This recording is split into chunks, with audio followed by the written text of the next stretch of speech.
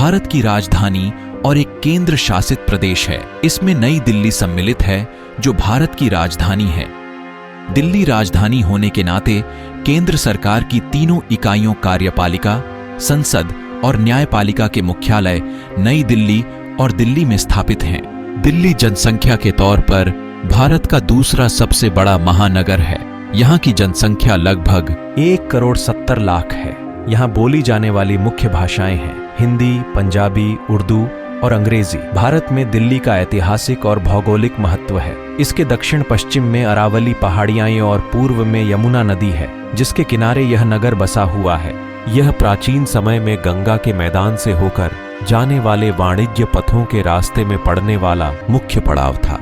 इससे दिल्ली के स्वरूप में आमूल परिवर्तन हुआ। विभिन्न प्रांतों, धर्मों एवं जातियों के लोगों के दिल्ली में बसने के कारण दिल्ली का शहरीकरण तो हुआ ही, साथ ही यहाँ एक मिश्रित संस्कृति ने भी जन्म लिया। इस नगर का नाम दिल्ली कैसे पड़ा, इसका कोई निश्चित संदर्भ नहीं मिलता। इस नगर के संभवतः सिंधु गंगा समभूमि के प्रवेश द्वार होने का सूचक है। एक और अनुमान के अनुसार इस नगर का प्रारंभिक नाम ढिलिका था। हिंदी प्राकृत ढीली भी इस क्षेत्र के लिए प्रयोग किया जाता था। पुरानी दिल्ली की भव्य इमारत, इसमें लंबी लंबी मीनार दिख रही है।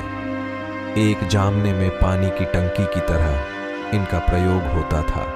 आज गेरुए रंग से इस इमारत की सुंदरता और बढ़ गई है।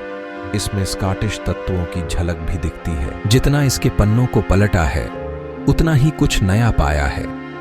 और पुरानी दिल्ली इमारत वास्तुशिल्प के लिहाज से महत्वपूर्ण होने के साथ ही कई बदलाव व इतिहास की साक्षी रही है। वर्ष 1931 में दिल्ली के राजधानी बनने के बाद महत्व और बढ़ गया था।